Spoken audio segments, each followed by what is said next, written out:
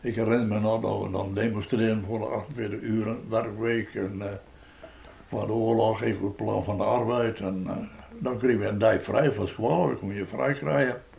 En dan gingen we naar de drachten, optocht, zien naar oefeningen van de jonge Pieter Jellen, dat. Pieter Jelle Stroostra.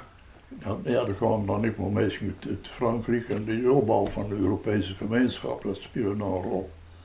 En dat is eigenlijk belangrijk, het internationale, net het jong van internationaal.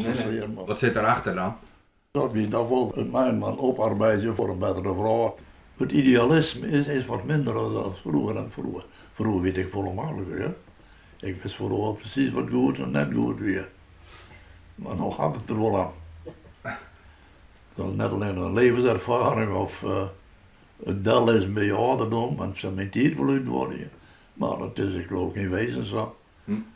Het is echt volle meer versnipperd.